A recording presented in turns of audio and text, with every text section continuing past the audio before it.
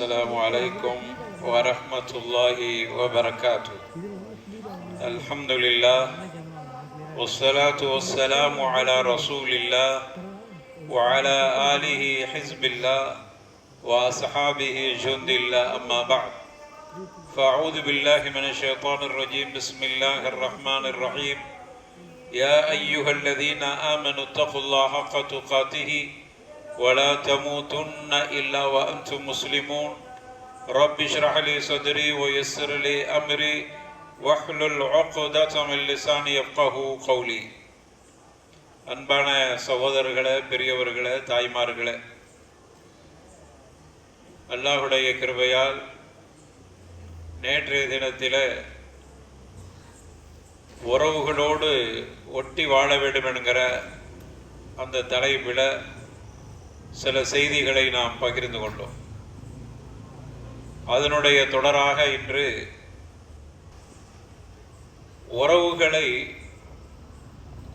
வெட்டி வாழ்வதால் ஏற்படுகிற அபாயங்கள். ஒன்று, அல்லாஹ்வுடைய தூதர் ஸல்லல்லாஹு அலைஹி வஸல்லம் அவர்கள் குறிப்பிட்டார்கள், யார் உறவுகளை வெட்டி வாழுகிறார்களோ அவர்களுக்கு சொர்க்கம் இல்லை, அவன் சொர்க்கம் நுழைய மாட்டான் என்று குறிப்பிட்டார். அதே போன்று உறவுகளோடு யார் பகைமையாக இருக்கிறார்களோ அவர்களுக்கு கிடைக்கக்கூடிய ஆபத்துகள் என்று பார்த்தால், அல்லாஹ்வுடைய தூதர் ஸல்லல்லாஹு அலைஹி வஸல்லம் சொல்றாங்க, ஆதமுடைய மகனின் அமல்கள் அல்லாஹ்வுடைய பார்வைக்கு ஒவ்வொரு வியாழக்கிழமையும் திங்கட்கிழமையும் கொண்டு வந்து காட்டப்படும். நம்முடைய அமல்கள் எல்லாம் அல்லாஹ்வுடைய பார்வைக்கு கொண்டு போகப்படும். அல்லாஹ் தெரிந்து கொண்டே அவைகளை பார்வையிடுகிறான். அப்படி பார்வையிடுகிற பொழுது அல்லாஹ் அந்த பாவங்களை மன்னித்து விடுகிறான். ஒவ்வொரு வியாழக்கிழமையும் அதே போன்று திங்கட்கிழமையும் நம்முடைய அமல்கள் அல்லாஹ்வுடைய பார்வைக்கு வருகிற பொழுது பாவங்களை அல்லாஹ் மன்னிக்கிறான். அல்லாஹ்வே இறக்கப்படுறான். இந்த அடியார்கள் மீது அந்த ஒரு வாரத்தில் அவர்கள் செய்த பாவத்தை மன்னித்து விடுகிறாள், சிறு பாவங்களை. ஆனால் 2 பேரை மட்டும் அல்லாஹ் மன்னிப்பதில்லை. அதில் ஒருவர் இறைவனுக்கு இணை கற்பித்திருக்கிறார். அவருடைய பாவத்தையும் அல்லாஹ்வுடைய சன்னிதானத்தில் காட்டப்படுகிற பொழுது அல்லாஹ் அந்த பாவத்தை மன்னிக்க மாட்டான். இன்னொருத்தர் யார் என்று சொன்னால், வபைன அஹீஹி ஷஹ்னா கானத் பைனஹு வபைன அஹீஹி ஷஹ்னா, அவருடைய சகோதரர்களுக்கு மத்தியில பகைமையாக இருக்கிறாரே அவருடைய பாவத்தையும் அல்லாஹ் மன்னிக்க மாட்டான். அவ்வளவு பெரிய ஒரு பாதிப்பு பாருங்க, எவ்வளவு பெரிய அபாயம் பாருங்க. வாரம் நம்முடைய ஒவ்வொரு வாரமும் 2 தடவை நம்முடைய அமல்கள் அல்லாஹ்ட்ட எடுத்து காட்டப்படுகிறது. அந்த 2 வாரத்தில் 2 நாளும் நம்முடைய சிறு பாவங்களை அல்லாஹ்வுடைய ரஹ்மத்தால், கருணையால், ஃபضலால் அல்லாஹ் மன்னித்து விடுகிறான். ஆனா 2 பேருக்கு மட்டும் மன்னிப்பு கிடைக்கிறது இல்லை. அவர் ஒருவர் ஷிர்க் செய்கிறார். அல்ஹம்துலில்லாஹி ரப்பில் ஆலமீன், நம்ம ஷிர்க் செய்யல. ஆனால் நம்முடைய உறவுகளோடு நாம் பகைமையாக இருக்கிறோம். இந்த மாதிரி ஒரு ஷஹ்னா இருக்கிற பொழுது அல்லாஹ் அந்த பாவத்தை மன்னிப்பதை தாமதப்படுத்துகிறான். இருந்தாலும் அல்லாஹ் கருணை உள்ளவன். மலக்குகள் அவனுக்கு பாவத்தை எழுதுறாங்க, அல்லாஹ்ட்ட காட்டுறாங்க, இவன் தன்னுடைய சகோதரனோடு பகையாக இருக்கிறான், இவன் அவருடைய சகோதரியோடு பகையாக இருக்கிறார், தன்னுடைய தாயோடு பகையாக இருக்கிறார் என்று இப்படி பகைமைகளை எடுத்து பாவம் எழுதப்படுகிற பொழுது அப்ப கூட அல்லாஹ் கருணை காட்டுறான். என்ன சொல்றான்னா, கொஞ்சம் தாமதியுங்கள், அவனுக்கு பாவமா எழுதிடாதீங்க, ஒரு காலம் அவன் மன்னிப்பு கேட்கலாம். மன்னிப்பு என்றால் அல்லாஹ்வே மன்னிச்சிருன்னு அர்த்தம் அல்ல, அவர் தன்னுடைய சகோதரோடு உறவை புதுப்பிக்கலாம். அது வரைக்கும் பொறுத்திருங்கள், பாவத்தை எழுதி விடாதீர்கள். அப்போ கூட அல்லாஹ் கருணை காட்டுறான்.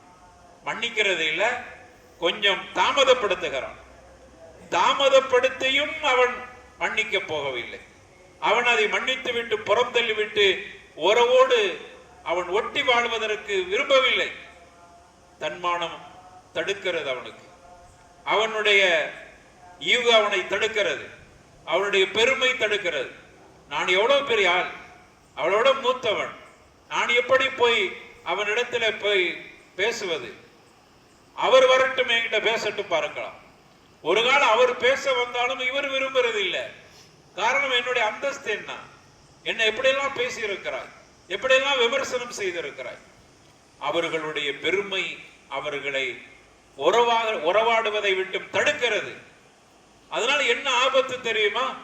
அல்லாஹ் தாமதிக்க சொல்கிறார், மலக்குகளே அவன் மீது பாவத்தை எழுவதை விட்டும் தாமதியுங்கள். ஆனாலும் கூட தாமதம் அதையும் தாண்டி அவனுக்கு பாவம் எழுதப்படுகிறது, அல்லாஹ் மன்னிப்பது இல்லை. எவ்வளவு பெரிய ஆபத்து பாருங்க. சாதாரணமா நினைக்கிறோம், என்னுடைய சகோதரன், என்னுடைய சகோதரி, என் குடும்பத்தை சார்ந்தவர்கள், இவர்கள்ட்ட நம்ம எவ்வளவு பகமை பாராட்டி கொண்டிருக்கிறோம். சிறிய சிறிய விஷயங்கள் நமக்கு பெரிய பகமையாக தெரிகிறது. சின்ன கொடுக்கல் வாங்கல பெரிய பகமை, அதை விட்டு கொடுத்து போகலாம், சகிப்புத்தன்மையாக அதை எடுத்துக்கொள்ளலாம். இந்த அபாயங்களை புரிகிற பொழுதுதான் அந்த எண்ணம் நமக்கு வரும். அதனால தான் ரசூலுல்லாஹ் அதையெல்லாம் சுட்டி காட்டுறாங்க. இவ்வளவு பெரிய ஆபத்து இருக்கிறது என்று நினைக்கிற பொழுது நாம் மன்னிச்சிடுறோம், போ, அதை பத்தி பிரச்சனை இல்லை. நாம் அவர் எவ்வளவு பெரிய சிறியவராக இருக்கலாம், நான் எவ்வளவு பெரிய ஆளா இருக்கலாம், ஆனால் அல்லாஹ் என்னை மன்னிக்க வேண்டும் என்கிற எண்ணம் வந்து விட்டால் நாம் மன்னிச்சுட்டு போயிடுவோம். இது அபூபக்கர் ரலியல்லாஹு அன்ஹு உங்களுக்கு தெரிந்த வரலாறா இருக்குன்னு நினைக்கிறேன். அபூபக்கர் ரலியல்லாஹு அன்ஹு அப்படித்தானே செஞ்சாங்க. அபூபக்கர் ரலியல்லாஹு அன்ஹு அவர்கள் மிஸ்தஹை மன்னிக்க இல்லையா? எவ்வளவு பெரிய குற்றம் செய்தவர். தன்னுடைய மகள் ஆயிஷாவை பற்றி அவதூறாக பேசியவரில் ஒருவர். அல்லாஹ் குர்ஆன்ல சொல்லி காட்டுகிறான், அவர்களுக்கு தண்டனை இருப்பதாக சொல்லி காட்டுகிறான். அந்த செய்தி நாம் சூரத்து நூறுல ஓதி பார்க்கிறோம். அந்த அளவுக்கு அல்ல விவரமாக அந்த வரலாறை சஹீஹுல் புகாரியில பதிவு செய்யப்பட்ட செய்தியாக ரசூலுல்லாஹி ஸல்லல்லாஹு அலைஹி வஸல்லம் அதை பதிவு செய்யறாங்க. அப்ப இப்படியான நிலையில தன்னுடைய மகளை அவதூறாக பேசிய மிஸ்தஹுக்கு நான் எந்த உதவி செய்ய மாட்டேன் சத்தியம் பண்ணாங்க. உதவியே செய்ய மாட்டேன் என்ற முடிவுக்கு வந்தாங்க. கண்டிப்பாக அவர்கள் எடுத்த முடிவு குறை காண முடியாது. தான் பெத்த பிள்ளை மேலே அவதூறு, அதுவும் கூட ஒரு பத்தினித்தனமாக இருக்கிற தப்பு செஞ்ச ஒரு பெண்ணை சொல்லிவிட்டால் அது வேறு விஷயம். ஆனா தப்பு செய்யாத ஒரு பத்தினித்தனமான பெண்ணின் மீது அவதூறு சொல்லப்படுகிறது. அது தான் பெத்த மகள், நபிகள் நாயகத்தினுடைய மனைவி என்ற ஒரு உணர்வு இல்லாமல் இப்படி பேசிவிட்டாரே, அவருக்கு நான் எந்த உதவியும் செய்ய மாட்டேன். அவருடைய செலவினங்களுக்கு கொடுத்து வருகிறார், அவருடைய உறவு, சொந்த உறவு, அவருக்கு அவர் கஷ்டப்பட்டு கொண்டிருக்கிறார், பொருளாதார உதவி செய்யறாங்க. எனவே இப்படி ஒரு நிலை வருகிற பொழுது கோபத்தால் இனிமேல் எந்த உதவி செய்ய மாட்டேன் என்று சொல்லி அல்லாஹ் உடனே கேட்கிறான், அல்லாஹ் உங்களுடைய பாவத்தை மன்னிக்க விரும்ப மாட்டீர்களா? அல்லாஹ்வுடைய ஒத்த கேள்வி அபூபக்கரை மாற்றி விட்டது. அவர்கள் எவ்வளவு பெரிய உலகத்திலே நபிமார்களுக்கு அடுத்து ஒரு சிறந்த மனிதர் என்றால் அபூபக்கர் சித்திக் ரலியல்லாஹு அன்ஹு. நபிமார்களுக்கு அடுத்து உலகத்திலேயே மனிதர்கள்ல சிறந்தவர்கள் என்றால் அபூபக்கர் சித்திக் ரலியல்லாஹு அன்ஹு.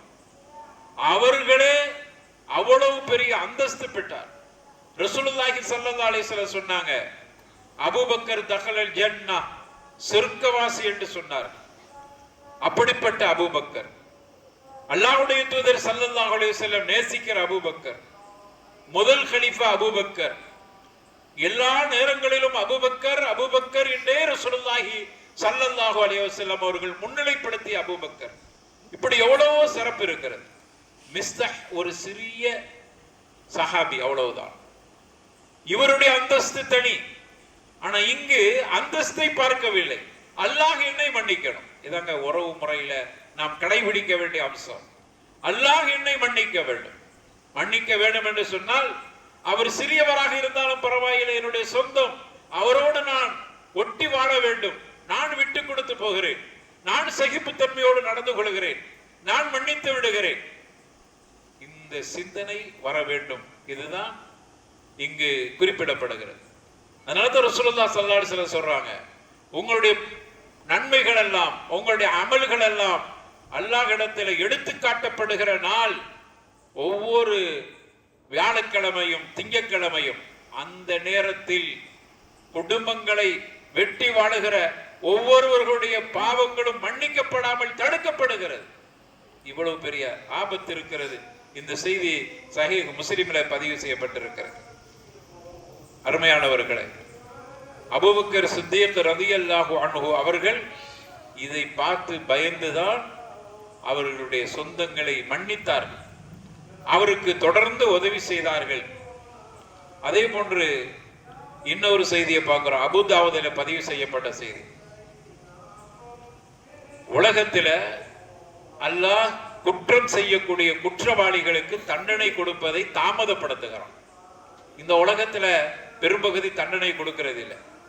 அல்லாஹ் இல்லைன்னு சொல்றவனும் சரி, அல்லாஹ்க்கு நிகராக சிலைகளை வணங்கக்கூடியவனையும் சரி, அல்லாஹ்வை விட அவர்கள் வேற யாரையாவது பெரிய ஆளாக நினைக்கிறவனையும் சரி, இப்படி எப்படிப்பட்ட இழிவான வேலையை செய்தாலும், இஸ்லாத்துக்கு எதிராக வேலைகளை செய்தாலும், அப்படிப்பட்ட அநியாயக்காரர்களை கூட அல்லாஹ் இந்த உலகத்தில் உடனே தண்டிக்க மாட்டான், விட்டு வைப்பான். அநியாயம் செய்ய செய்ய அவர்கள் எல்லா வகையிலும் உயர்ந்துகிட்டு போற மாதிரி தெரியும். அவர்களுடைய தண்டனை அல்லாஹ் பிற்படுத்துகிறான். மறுமையில அல்லாஹ் அவர்களுக்கு தண்டனை கொடுப்பான். ரசூலுல்லாஹி ஸல்லல்லாஹு அலைஹி வஸல்லம் சொல்றாங்க, மா மின் தன்பின் அஜ்தரு ஐயு அஜ்ஜில அல்லாஹு தஆலா லிசாஹிபிஹி அல்-உகூபத ஃபித் துன்யா. ஆனா ஒரு பாவத்துக்கு மட்டும் துனியாவுலயே அதிவேகமாக தஅஜீலன் தீவிரப்படுத்தி தண்டனையை கொடுத்து விடுகிறான். உலகத்துல தண்டனை கொடுப்பதை தாமதப்படுத்துகிறான் அல்லாஹ். ஒரு பாவத்தை மட்டும் அல்லாஹ் ரப்பல் ஆலமீன் இந்த உலகத்திலேயே தண்டித்து விடுகிறான். ஏனென்றால் என்ன பாவம் அது? அந்த பாவம் குடும்பங்கள், குடும்ப உறவுகளை வெட்டி வாடுகிறார்களே, அவர்களை அல்லாஹ் விரைவாக உலகத்திலேயே தண்டித்து விடுகிறார். சரி, உலகத்துல தண்டிச்சுன்னா முடிஞ்சிருச்சுன்னு அர்த்தம் அல்ல.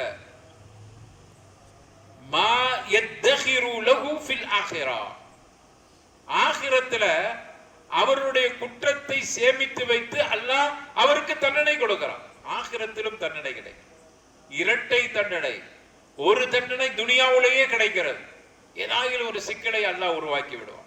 தண்டனைன்னா அவருக்கு ஏதோ ஒரு நெருக்கடியாக, ஒரு நெருக்கடியான நிலையை உருவாக்கிடுவான். அல்லது அவருடைய நெருங்கிய உறவுகள், இவர் ஒரு உறவை பகைத்திருப்பார், இன்னொரு உறவோடு உறவாடி கொண்டிருப்பார். அந்த உறவு இவருக்கு அவசியமான உறவா இருக்கும். அல்லாஹ் விரைவாக தண்டிக்க வேண்டுமானால் அந்த அவசியமான உறவை இவருக்கு பகையை உருவாக்கி விடுவார். அதனால் இவர் கைசேதப்படுவார், கஷ்டப்படுவார். இந்த உறவு நமக்கு தேவையான உறவு, ஆனால் அந்த உறவு நம்மை பகைக்கிறது. ஆனா இவர் ஒரு உறவை தேவையில்லை என்று பகைத்தார். அல்லாஹ் விரைவாக தண்டனையை இந்த உலகத்திலேயே கொடுத்து விடுகிறான். நபிகள் நாயகம் ஸல்லல்லாஹு அலைஹி வஸல்லம் இப்படி எச்சரிக்கை செய்தார்.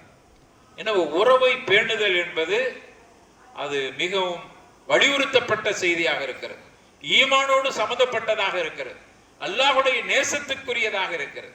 யாரெல்லாம் உறவை வெட்டி வாடுகிறார்களோ அவர்கள் நஷ்டவாளிகளாக இருக்கிறார். அல்லாஹ் கேட்கிறான், ஃபஹல் அஸைதும் இன் தவல்லைதும் அன் துஃசிது ஃபில் அர்தி வதுகத்திஉ அர்ஹாமக்கும் உலாயிக அல்லதீன லஅனஹுமுல்லாஹு ஃபஅஸம்மஹும் வஅமா அப்சாரஹும். ரப்புல் ஆலமீன் இப்படியே சொல்லி காட்டுகிறான். நீங்க முயற்சி செய்கிறீர்களா? ஃபல் அஸைதும் அல்லாஹ் கேட்கிறான்.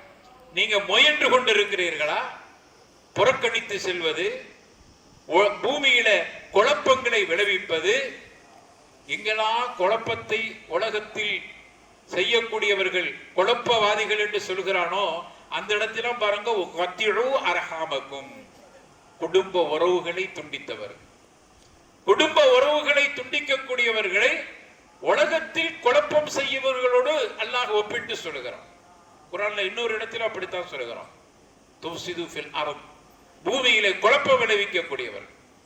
துகத்திஉ அர்ஹாமக்கும், உங்களுடைய உறவுகளை துண்டிக்கக்கூடிய, இந்த உலகத்தில் குழப்பங்கள் செய்து கொண்டிருக்கிற, புறக்கணித்துக் கொண்டு பொடுப்போக்காக இருக்கக்கூடியவர்கள், அப்படி முயற்சி செய்கிறீர்களா அப்படின்னு சொல்லிட்டு, அவர்கள் யாரு தெரியுமா? உலைகல்லதீன லஅனஹுமுல்லாஹ், அல்லாஹ் அவர்களை சபிக்கிறான். அவர்களை அல்லாஹ் செவிடர்களாகவும் குருடர்களாகவும் ஆக்கி விடுகிறான்.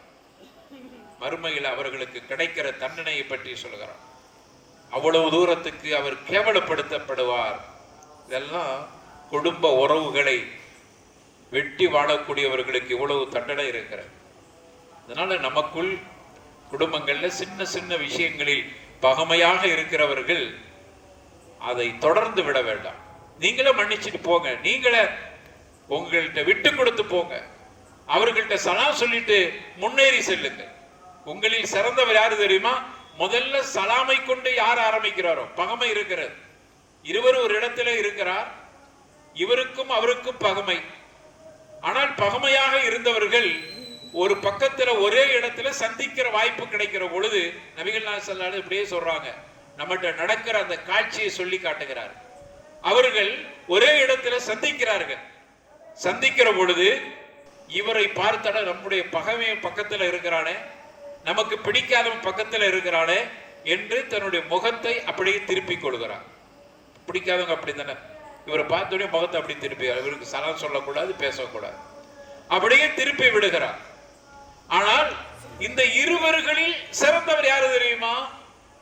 யாரு முதல்ல சலாமை கொண்டு ஆரம்பிக்கிறார். அப்படி திரும்பினாலும் கூட இவர் நம்ம விடக்கூடாது, அவன் பாட்டுக்கு முகத்தை வெட்டிட்டு போகட்டும், நம்ம போய் உட்கார்ந்து அஸ்ஸலாமு அலைக்கும் வரஹ்மத்துல்லாஹி பரக்காத்துஹு என்று யார் ஆரம்பிக்கிறாரோ, முதல்ல ஆரம்பிக்கிறாரோ சலாமை கொண்டு, அவரை இவரை விட சிறந்தவர். இவர் நினைக்கலாம், அவரை பார்த்து நான் முகத்தை வெட்டி கொண்டேன், ஏன்னா நான் பெரிய ஆளு, நான் எவ்வளவு பெரிய ஆளு, அவனை கேவலப்படுத்திட்டேன், அவனை அசிங்கப்படுத்திட்டேன், அவனை நான் மதிக்க இல்லை, எனவே என்னுடைய பெருமையை தக்க வைத்துக் கொண்டேன் என்று இவன் நினைக்கிறான். ஆனா ரசூலுல்லாஹி ஸல்லல்லாஹு அலைஹி வஸல்லம் சொல்றாங்க, இவர்கள் இருவர்களில் சிறந்தவன் யார் இதையெல்லாம் புறம் தள்ளி அவரை பார்த்து சலாம் சொல்லி அவர் உறவை புதுப்பிக்கிறாரே, அவர்தான் சிறந்தவர். அப்ப இந்த சிறப்பு தான் நமக்கு தேவை. நம்ம போவோம் அவர்களுடைய வீடுகளை, நம்முடைய சொந்தங்கள் அவர்கள் எல்லாம் நம்முடைய இரத்த உறவுகள், அவருடைய வீட்டை தட்டுவோம், அவர்கள்ட்ட போய் நாமே சலாம் சொல்லி அவர்களோடு உறவை புதுப்பித்துக் கொள்வோம். காரணம், எங்களுக்கு இஸ்லாம் இப்படி சொல்லி தருகிறது. நம்முடைய பெருமை எல்லாத்தையும் கீழே போட்டுருவோம். ஏனென்றால் ஒவ்வொரு வாரமும் வியாழன் திங்களிலே நம்முடைய அமல்கள் எடுத்து காட்டப்படுகிற பொழுது பகமையாக இருந்த காரணத்தால் புறக்கணிக்கப்படுகிறோம், மன்னிப்பதை விட்டும் தாமதப்படுத்தப்படுகிறோம். எவ்வளவு பெரிய ஆபத்து அது. இந்த செய்தியை மட்டும் நாம் அச்சத்தோடு அதை அணுகிற பொழுது இங்கு பெருமை நமக்கு வராது, விட்டு கொடுக்கிற சகிப்புத்தன்மை வந்துவிடும். உறவுகள் என்பது சாதாரணமானவர் அல்ல, அல்லாஹுடைய சுஜ்னா, அது அல்லாஹுடைய கிளை, அல்லாஹோடு தொடர்புடையது. எனவே அந்த உறவுக்கும் நமக்கு மத்தியில இப்படியான நெருக்கம் வர வேண்டும். அருமையானவர்களே, அந்த உறவுகளிலே பிரதான உறவு எந்த உறவு என்றால் பெற்றோர் என்கிற உறவு. இப்ப உறவுன்னா யாரு? முதன்மையான உறவு பெற்றோர் என்கிற உறவு. பெற்றோரில் முதன்மையானவர் தாய். நபிகள் நாயகத்திட்ட வந்து கேட்கப்படுகிறது, யார சொல்லலாம், நான் நெருக்கமான உறவை வைத்துக் கொள்வதற்கு, சுஹபத்தை முதன்மைப்படுத்துவதற்கு யார் முதலில் தகுதியுடையவர்? உம்முக்க என்று சொன்னார். இரண்டாவது கேட்கப்பர் யார், அடுத்தது யாரு? உம்முக்க. மூன்றாவது யாரு? உம்முக்க. முதல் 3 இடம் உன்னுடைய தாய்க்கே நீ கொடுக்க வேண்டும். என்னுடைய நேசத்திற்கும் சுஹபத்திற்கும் நெருக்கத்திற்கும் உறவாடலுக்கும் விருப்பத்திற்கும் நான் முதன்மை கொடுக்க வேண்டியவர்கள் 3 இடத்திலும் தாயே இருக்கிறான். 4வது யாருன்னு கேட்கும்போது அபூக்க, உன்னுடைய தந்தை.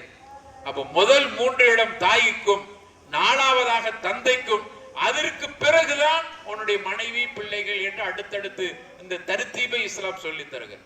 முதல்ல உன்னுடைய தாய், உம்முக்க உம்முக்க. இன்னைக்கு நம்முடைய தாய் எந்த இடத்தில் வைக்கப்படுகிறார்? திருமணத்திற்கு முன்னால், கபல நிக்காஹ் பஅத நிக்காஹ், நம்ம கிட்ட இந்த வித்தியாசம் இருக்கிறது. திருமணத்திற்கு முன்னால், திருமணத்திற்கு பின்னால். திருமணத்திற்கு முன்னால் தாயோடு இருக்கிற நெருக்கம் திருமணத்திற்கு பிறகு எவ்வளவு பெரிய இடைவெளி வந்து விடுகிறது. அது நம்ம போன்ற ஊர்கள்ல அம்மா வீட்டுக்கு போய் பார்க்க போறது, தாயை பார்க்க போறது கூட தினமும் போய் கொண்டு இருந்தது கடைசியில் என்ன ஆகி விடுகிறது, வாரத்தில் ஒரு முறை. அப்புறம் பிள்ளைய தேடுறா, கல்யாணம் முடிச்சு கொடுத்தோம், பொண்டாடி வீட்டிலே இருக்கிறாங்க, பிள்ளைய வந்து தாயை வந்து பார்ப்பது இல்லை. எவ்வளவு பெரிய இது. அந்த தாய் பதறுகிறாள், பிள்ளை இப்படி போயிட்டாரு. அப்ப தாய்க்கு முதன்மை இடம் கொடுங்க. உன்னுடைய நெருக்கமான உறவுகளில் முதன்மை 3 இடம் உன்னுடைய தாய், 4வது இடம் தந்தை, 5வது மனைவி இருக்கட்டும்.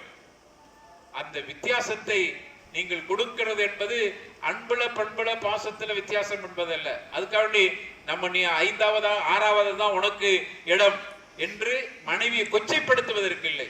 தாய்க்கு முன்னுரிமை கொடு, தாயோடு அந்த அளவுக்கு நெருக்கமாக இரு.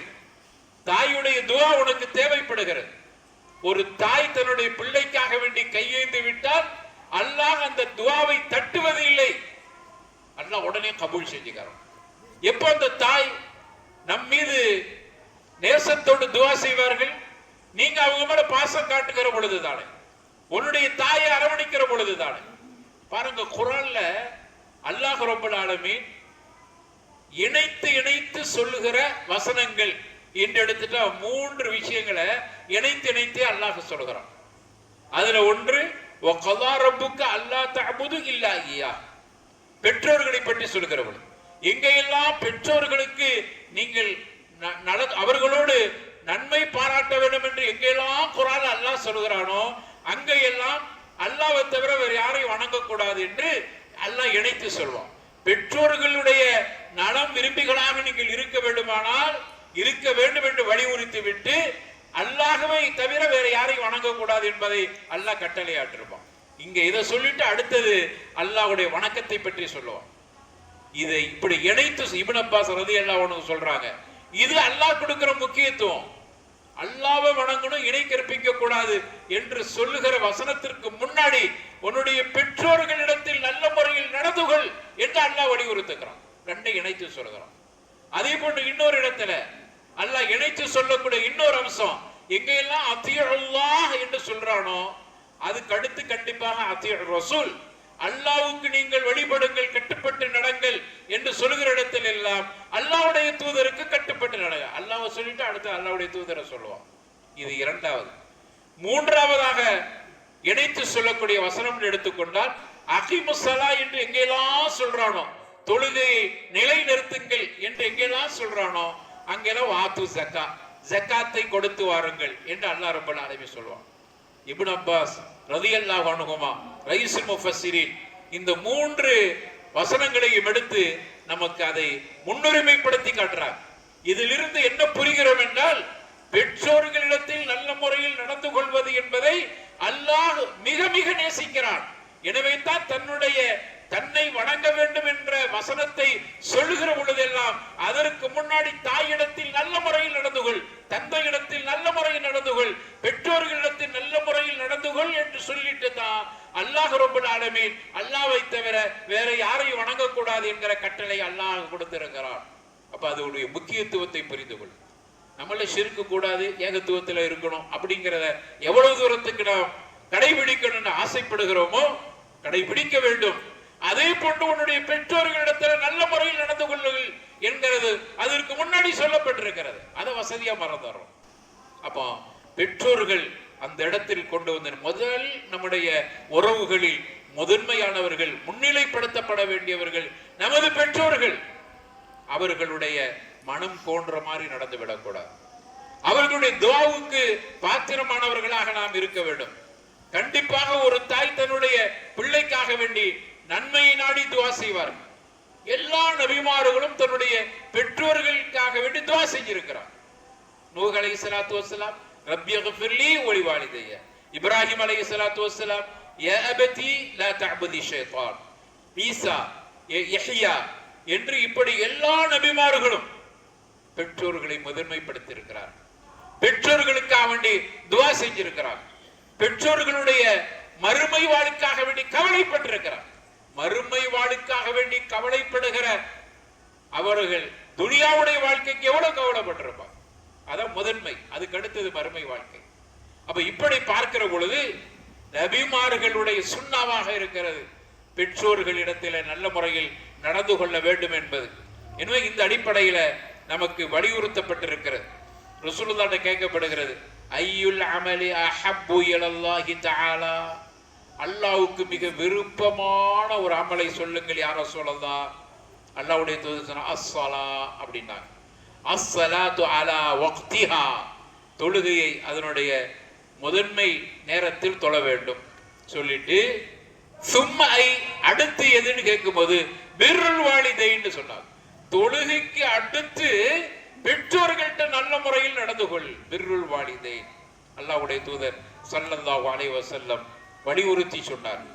அதுதான் அல்லாஹ்வுக்கு அமல்களிலே நேசமானது. பெற்றோர்கள்ட்ட நல்ல முறையில் நடந்து கொள்ளுங்கள் என்பதை அது ஒரு அமலாக பார்க்கப்படுகிறது. அதுவும் அல்லாஹ்வுக்கு நேசத்திற்குரிய அமலாக கருதப்படுகிறது. ஒரு மனிதர் ரசூலுல்லாஹி ஸல்லல்லாஹு அலைஹி வஸல்லம் அவருடைய காலத்துல போருக்காக வேண்டி பெயர் கொடுத்த மனிதர். அல்லாஹ்வுடைய தூதர் ஸல்லல்லாஹு அலைஹி வஸல்லம் அவர்கள்ட்ட வர்றார். வந்த உடனே அல்லாஹ்வுடைய தூதர் ஸல்லல்லாஹு அலைஹி வஸல்லம் சொல்றார், யார சொல்ல, என்னுடைய தாய், அவங்கள பராமரிக்கிறதுக்கு ஆள் தேவைப்படுகிறது. நான் உங்களிடத்தில் போருக்கு பெயர் கொடுத்திருக்கிறேன். எதை முதன்மைப்படுத்த வேண்டும்? போருக்கு செல்வது என்பது அன்னைக்குள்ள காலகட்டத்தில் ஒரு வீரர் வருகிறார் என்பது பெரிய விஷயம். அவரை நம்ம இழந்துடக்கூடாது. அப்ப ஒருவர் பேர் கொடுத்திருக்கிறார். இப்ப நமக்கு தேவை, நம்முடைய சமூகத்தை பாதுகாக்க வேண்டியிருக்கிறது, ஈமான்தாரிகளை பாதுகாக்க வேண்டியிருக்கிறது. நம்ம ஈமான் உள்ளவர்களாக இருக்கக்கூடிய நம்முடைய சொந்த பந்தங்களை பாதுகாக்க வேண்டியிருக்கிறது. அப்படியானால் போருக்கு செல்ல வேண்டும் என்பது ரொம்ப முக்கியத்துவம் வாய்ந்தது. அவர் எதற்கு முக்கியத்துவம் கொடுக்க வேண்டும் என்று கேட்கிற பொழுது அல்லாஹ்வுடைய தூதர் ஸல்லல்லாஹு அலைஹி வஸல்லம் இந்த விஷயத்தை கேட்டுட்டு சொல்றாங்க, உன்னுடைய பெற்றோர்கள் ஹயாத்தா இருக்கத்தானே செய்யறாங்க. ஆமா, பெற்றோர்களுக்கு முன்னுரிமை கொடுக்கிறதா அல்லது போருக்கு வர்றதா? ரசூலுல்லாஹி ஸல்லல்லாஹு அலைஹி வஸல்லம் சொன்னாங்க, ஃபஜாஹித், உன்னுடைய பெற்றோர்களிடத்தில் நீ அர்ப்பணிப்பு செய்து கொண்டிரு, அதுவே சிறந்தது. போரை காட்டிலும் உன்னுடைய பெற்றோருக்கு ஹித்மத் என்பது சிறந்தது என்று ரசூலுல்லாஹி ஸல்லல்லாஹு அலைஹி வஸல்லம் சொன்ன செய்தி சஹீஹான கிரந்தங்கள்ல, குறிப்பாக புகாரியில பதிவு செய்யப்பட்ட செய்தி. எனவே அல்லாஹ்வுடைய பொருத்தம், ரிதா ரப்பு, அல்லாஹ்வுடைய பொருத்தம் பெற்றோரின் பொருத்தம், அல்லாஹ்வின் வருத்தம் பெற்றோரின் வருத்தம், அல்லாஹ்வின் பெற்றோரின் பொருத்தம் அல்லாஹ்வின் பொருத்தம், அல்லாஹ்வின் வருத்தம் பெற்றோரின் வருத்தம். எந்த அளவுக்கு இணைச்சு சொல்றாங்க. உன்னுடைய பெற்றோருடைய பொருத்தத்தை நீ அடைந்து விட்டு அல்லாஹ்வுடைய பொருத்தத்தை அடைந்து கொள்ளலாம். அப்படின்னா பெற்றோருன்னு இருந்து நீ இபாதத் தான் செய்யல அப்படின்னு அர்த்தம் அல்ல. உன்னுடைய இபாதத்துக்கள் அதே மாதிரி இணை கற்பிக்காத அடிப்படையில் வாழுதல், நன்மையான காரியங்களை செய்தல், இதோடு மட்டுமல்ல உன்னுடைய பெற்றோருடைய திருப்தி இப்படி அடைந்து கொண்டால் அல்லாஹ்வுடைய திருப்தியை அடைந்து விடுவார். உன்னுடைய பெற்றோரின் திருப்தியின் மூலமாக அல்லாஹ்வுடைய திருப்தி உனக்கு கிடைக்கிறது. உன்னுடைய பெற்றோரின் கோபத்தின் மூலமாக ஒருவன் அல்லாஹ்வுக்கு செய்ய வேண்டிய கடமைகளை சரியா செஞ்சிடறான், ஆனா பெற்றோர்களை நேசிப்பதில்லை, அவர்களோடு ஒரு உறவாடுதல் இல்லை.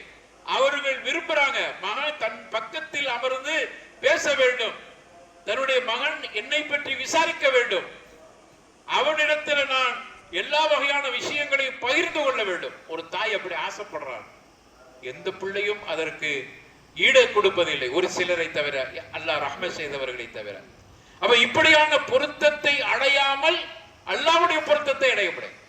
நீ வெறுமன இபாதத்தின் மூலமாக மட்டும் அல்லாஹ்வை நெருங்கி விடலாம் என்றிருந்தால் உன்னுடைய பெற்றோர்கள் பகைமையாக இருக்கிற பொழுது அந்த இபாதத்தின் மூலமாக அல்லாஹ்வுடைய பொருத்தத்தை அடைய முடியாது.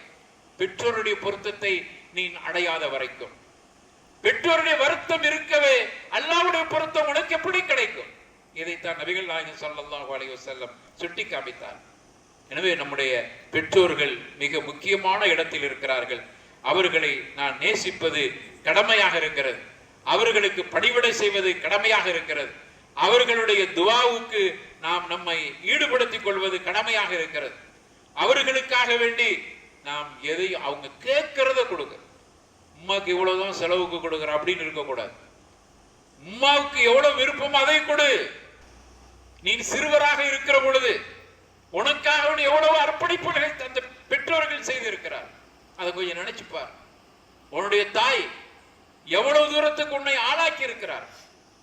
நாம் உயர்வை அடைந்த பிறகு பெற்றோர்கள் மதிக்கப்படாமல் ஆகிவிடுகிறார். இன்னும் சொல்ல வேண்டுமானால் பல நேரங்களில் வயது முதிர்ந்த பெற்றோர்கள் அனாதைக்கப்படுகிறார்கள் பிள்ளைகளால். எல்லாம் இப்படித்தான் நம்ம கேள்விப்பட்டிருக்கிறோம். தாய் தந்தை இல்லாம பிள்ளைகள் அனாதையா போயிட்டாங்கன்னு சொல்லுவோம். ஆனா இன்னைக்கு எப்படி ஆகி போச்சுன்னா, அவ்வளவு பிள்ளைகளை பெற்றெடுத்த பெற்றோர்கள் தன்னுடைய பிள்ளைகள் இல்லாம பெற்றோர்கள் அனாதையாக்கப்பட்டிருக்கிறார். வயது முதிர்ந்த தாய், வயது முதிர்ந்த தந்தை, பிள்ளைங்க ஊர்ல இருக்கிறது இல்லை, பெற்றோர்கள்ட்ட சரியா நெருக்க வைத்துக் கொள்வது இல்லை. என்ன நினைக்கிறாங்கன்னா, நம்ம தான் அம்மாவுக்கு தேவையான எல்லாத்தையும் கொடுத்துறோம், அவங்க கேட்கிற பணத்தை கொடுத்துட்றோம், அவங்களுக்கு தேவையை எல்லாம் கொடுத்துட்றோம், அவங்களுக்கு சோறாய்க்கு கொடுக்கறதுக்கு வேலைக்காரியை கொடுத்துட்றோம், துணி துவைச்சு கொடுக்கறதுக்கு எல்லாம் முடிஞ்சு, சாப்பாடாக்கி வேலைக்காரி பக்கத்திலேயே அம்மாவுக்கு கொடுத்துட்றான். இதுக்கு மேல என்ன வேண்டும்? ஒரு புள்ள அப்படி நினைக்கிறார். ஆனால் ஒரு விஷயத்தை புரிந்து கொள்ளுங்கள், உங்களுடைய பெற்றோர்களை நீங்க அனாதை ஆக்கிட்டீங்க. அந்த தாய்க்கு இதை விட விருப்பம் என் மகன் என் பக்கத்தில் அமர வேண்டும் என்று ஆசைப்படுகிறான். முடிகிறதா? நம்ம அமெரிக்கால இருக்கிறோம், இங்க தாய தனியாக தவிக்க வைத்திருக்கிறோம். இது எப்படி தாயுடைய நேசத்தை எப்படி பெற முடியும்? ரசூலுல்லாஹ் சொன்ன சுஹ்பத், இந்த ஹதீஸ்ல சுஹ்பத்னு வருகிறது. சுஹ்பத் என்று சொன்னாலே நெருக்கமாக பக்கத்தில் இருப்பது அப்படின்னு அர்த்தம். அந்த சஹாபி அப்படிதான் கேட்கிறாங்க, நான் முதன்மை சுஹ்பத்தில் முதன்மைப்படுத்துவது யாருன்னு கேட்கும் போது உம்முக்குன்னு சொன்னாங்க. நான் நெருக்கமாக இருப்பதில், நெருக்கமா இருக்கிறதுனா தூரத்துல உட்கார்ந்துட்டு வீடியோ காலில் பேசுறது நெருக்கம் தானே, அப்படி அல்ல. அந்த நெருக்கத்துல மனதார நெருக்கம் எப்படி வரும்? பார்வையில நெருக்கம் இருக்கிறது, ஒரு தொட்டு உணர்தலில் நெருக்கம் இருக்கிறது. அந்த நெருக்கம் தான் உள்ளத்தோட சேரும். அதுக்கு தானே முசாஹபா செய்வது, முசாஹபா செய்வது இருக்கிற நமக்கு பெரிய நன்மையை கொடுக்கிறது. நபிகள் நாயகம் ஸல்லல்லாஹு அலைஹி வஸல்லம் சொன்னாங்க, ஒரு முஸ்லிம் முஸ்லிமானி எல்தகியானி யதசாஃபஹானி, இரண்டு முஸ்லிம்கள் ஒரு இடத்தில் சந்திக்கிறார்கள், இருவர்களும் முசாஹபா செய்கிறார்கள். அப்படி இருவர்களும் முசாஹபா செய்து ஹத்தா யதஃபர்ரகா, அந்த இடத்தை விட்டு அவர்கள் இருவர்களும் பிரிவதற்கு முன்னால் அல்லாஹ் ரப்பல் ஆலமீன் இருவர்களுடைய பாவத்தை, சிறு பாவத்தை அல்லாஹ் மன்னித்து விடுகிறார். எந்த அளவுக்கு என்ற உதாரணம் சொல்றாங்க. எந்த அளவுக்கு என்று சொன்னால், ஒரு மரம் காய்ந்து போய் இருக்கிறது, சருகுகள் காய்ந்த இலைகள் ஒட்டி கொண்டிருக்கிறது. சூறாவளி காற்றடித்த சஹாபாக்கிட்ட கேட்கிறாங்க, சூறாவளி காற்றடிக்கிற பொழுது அந்த மரத்தில் ஒட்டிருக்கிற இலைகள் மரத்தில் ஒட்டி இருக்குமா, கீழே உதிர்ந்து விழுமான்னு கேட்கிறாங்க. சஹாபாக்கள், யார சொல்லலாம், சிறிய லேச உழுக்குனால உழுது, எல்லாம் காஞ்சியில ஒட்டிக்கிட்டு இருக்குது, சூறாவளி காற்றுனா ஒண்ணுமே இருக்காது. அதை போன்று இருவர்கள் ஒரு இடத்தில், இரு முஸ்லிம்கள் ஒரு இடத்தில் சந்தித்து சலாம் சொல்லி முசாஹபா செய்து அந்த இடத்தை விட்டு பிரிவதற்கு முன்னால் மரத்தின் இலைகள் சருகுகள் அப்படியே உதிர்ந்து போவதை போன்று சிறு பாவங்கள் உதிர்ந்து போய்விடுகிறது. ஏன் அப்படி சொன்னாங்க? இந்த இரண்டு கைகளும் இரண்டாக, இரண்டும் இணைகிற பொழுது கைகள் இணையல்ல, கல்பு இணைகிறது. இருவர்களுடைய உள்ளங்கள் இணைகிறது. இந்த கையுக்கும் உள்ள கையுக்கும் கல்புக்கும் தொடர்பு இருக்கிறது. அதனாலதான் ரசூலுல்லாஹி ஸல்லல்லாஹு அலைஹி வஸல்லம் அவர்கள் தோழர்கள்ட்ட கையை கொடுக்கறாங்கன்னா அவர் கையை எடுக்கிற வரைக்கும் காத்திருப்பாங்க. ரசூலுல்லாஹ்வை கையை உருவ மாட்டார், இறுக பிடித்துக் கொள்வார். இதயத்தால் ஒன்றிணைகிறோம், நம்ம யாரும் வேறு இல்லை, நீ தனி நான் தனி இல்லை, இணைகிறோம். அப்போ தொட்டுணர்தல் என்பது இஸ்லாத்தில் அது உள்ளபடியாக அதற்கென ஒரு தனி முக்கியத்துவம் இருக்கு. அப்படியானால் ஒரு தாய், அவளை எங்கேயோ நம்ம வச்சுட்டு பங்களால தான் வச்சிருக்கிறோம் தாயை.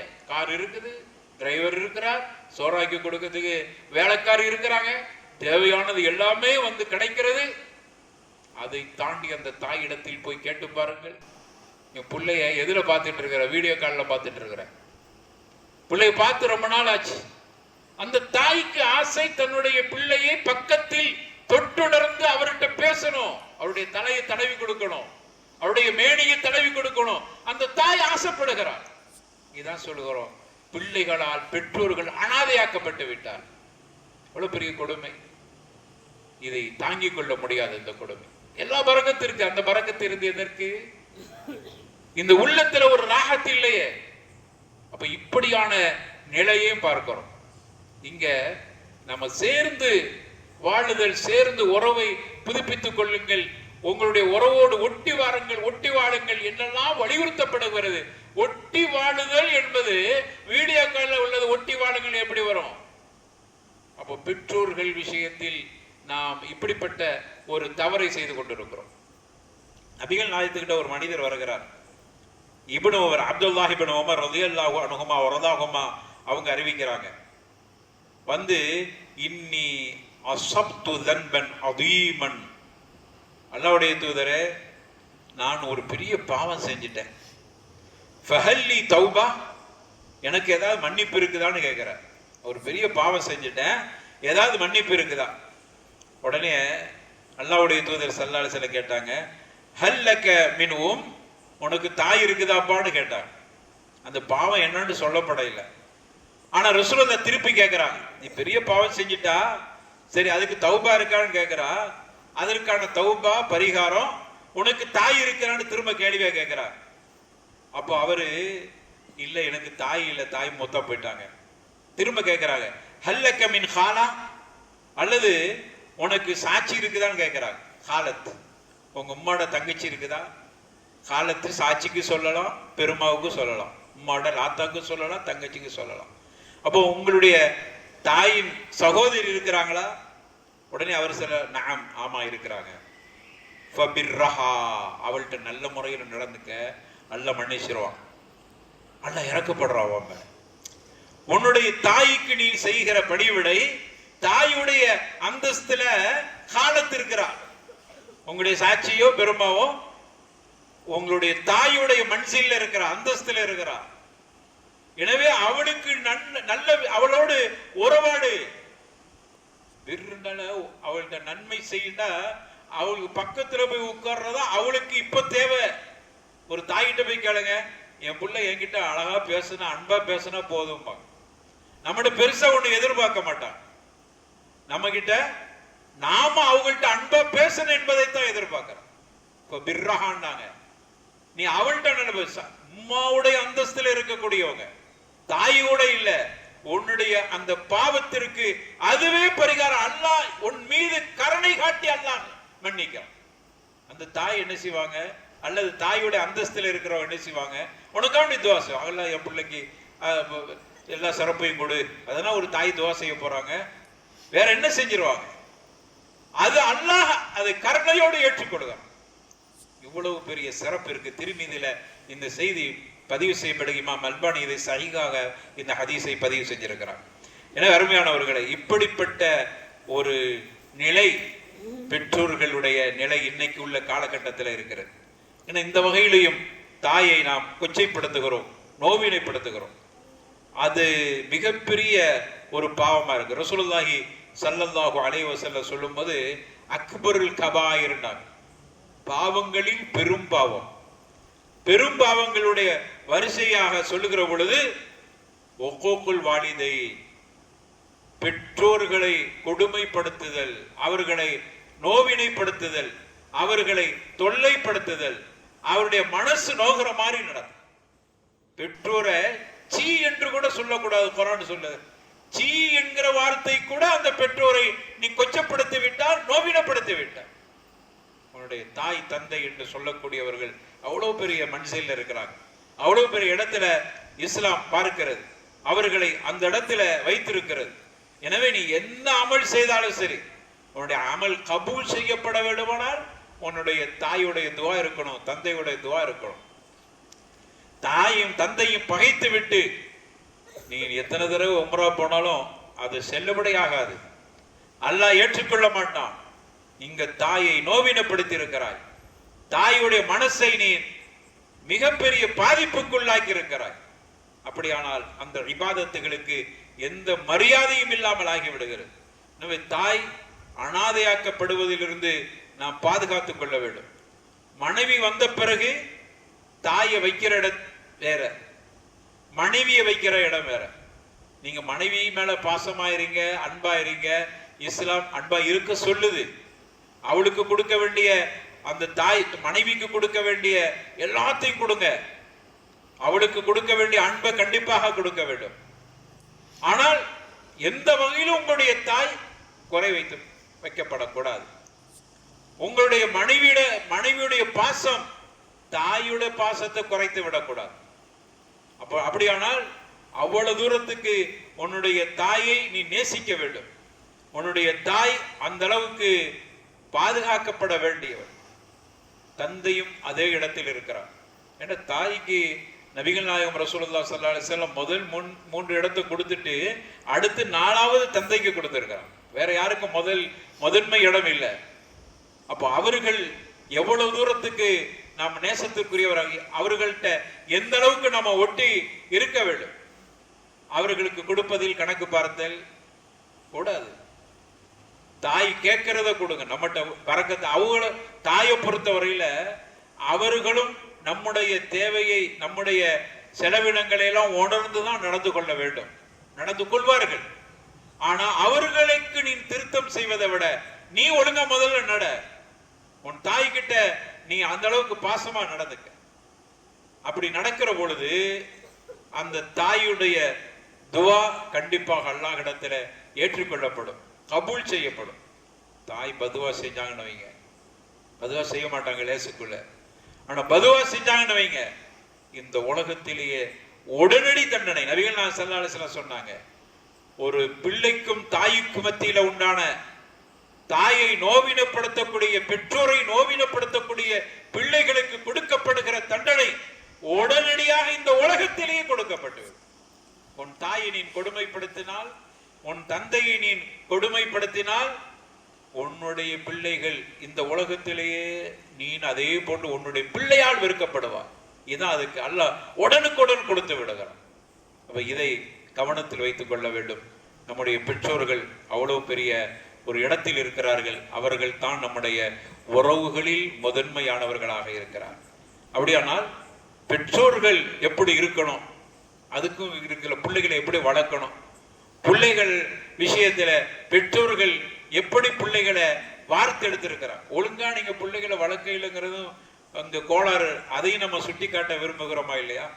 நீங்க நடக்கிறதை பார்த்து தானே உங்க பிள்ளைகள் நடப்பார். இங்க இதையும் பேச வேண்டி இருக்கிற பிள்ளைகள் பெற்றோர்கள்ட்ட சரியா நடக்க இல்லை என்கிற ஒரு பக்கம் பார்வை இருந்தாலும் அந்த பார்வையோடு நம்ம நிறுத்திட்டு போக முடியாது. உன் பிள்ளை இந்த அளவுக்கு ஆனதற்கு காரணமே அந்த தாய் தந்தை கிட்ட இருந்துதான் இந்த புள்ள படிக்கிறார். ஏனென்றால் நீங்க உங்க பெற்றோர்கள்ட்ட எப்படி நடந்து கொண்டீர்கள். துனியாவிலே அந்த ஒரு பாதிப்பை, அந்த கடன் துனியாவிலேயே நிறைவேற்றப்பட்டு விடுகிறது. அதனால பெற்றோர்கள் முதல்ல எப்படி இருக்க வேண்டும். இந்த பிள்ளைகள் வளர்ப்பு என்று சொல்லுகிற பொழுதெல்லாம் நம்ம எல்லாம் பிள்ளைகளையே குறை சொல்லுவோம். பிள்ளை எப்படி இருக்கிறான், அங்க போறான், இங்க போறான், அதை பார்க்கறான், இதை பார்க்கறான். ஆனா முதல் சரியான பார்வை என்னன்னா, பெற்றோர்கள் தான் நீங்க முதல்ல குறை சொல்லப்பட வேண்டியவர்களா இருக்கிறார். நீங்க சரியா இல்லை, அதனாலதான் உங்க பிள்ளை சரியா இல்லை. ஒவ்வொரு பிள்ளைகளும் இன்னைக்கு அவர்கள் தீயவர்களாக இருக்கிறார்கள் என்று சொன்னால் அதுல கண்டிப்பாக பெற்றோர்களின் பங்கு கண்டிப்பா இருக்கிறது. பிள்ளைகளை குறை சொல்வதில் வேலை இல்லை. பிள்ளைகளை குறை சொல்வதற்கு முன்னால் பெற்றோர்களே அதற்கு காரணமாக இருக்கிறார். என் பிள்ளை என் சொல்ல கேட்க இல்லை அப்படின்னு சொல்ற பெற்றோர்களுக்கு நாம சொல்றோம், உன் புள்ள உன் சொல்ல கேட்கிற மாதிரி ஏன் அவர்களை தயார்படுத்தவில்லை? அப்போ அந்த பார்வையும் கண்டிப்பாக இங்க பார்க்கப்பட வேண்டியிருக்கிறது. அதனால் அது சம்பந்தமாகவும் இன்ஷா அல்லாஹ் நாளை தலைப்பில அத மாதிரியான விஷயங்கள்ல பெற்றோர்கள் எந்த இடத்தில் தவறு செய்கிறார்கள் என்பதையும் நாம் இங்கு கவனத்தில் கொள்ள வேண்டியிருக்கிறது. எனவே இதையெல்லாம் நாம் சரி செய்து கொண்டால் நம்முடைய உறவுகள் சிறப்பாக இருக்கும். அதே போன்று பெற்றோர்களுக்கும் பிள்ளைகளுக்கு மத்தியில் உண்டான உறவுகளும் நல்லதாக இருக்கும். அப்படிப்பட்ட நல்ல உறவை அல்லாஹ் ரப்பல் ஆலமீன் நமக்கு மத்தியில் உண்டாக்க வேண்டும். அல்லாஹ்வுடைய பொருத்தம் அடைந்த அடியார்களாக மாறுவதற்கெல்லாம் எல்லா வகையான தௌஃபீக்கையும் தர வேண்டும் என்று அல்லாஹ்விடத்தில் துஆ செய்து இந்த உரையை முடித்துக் கொள்கிறேன். வாஹிர் தஅவானானி அல்ஹம்துலில்லாஹி ரப்பில் ஆலமீன். வஸ்ஸலாமு அலைக்கும் வரஹ்மத்துல்லாஹி வபரகாத்துஹு.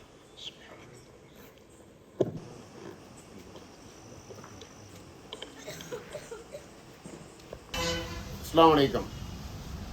அதிரி மன்சூர் கடந்த 2.5 வருஷமாக கிரியேட்டிவிட்டின்ற யூடியூப் சேனலில் அல்ஹம்துலில்லாஹ் சிறப்பான முறையில் நடத்திட்டு இருக்காங்க. அவசியம் சப்ஸ்கிரைப் பண்ணாதவங்கன்னா அவசியம் சப்ஸ்கிரைப் பண்ணிக்கிடுங்க.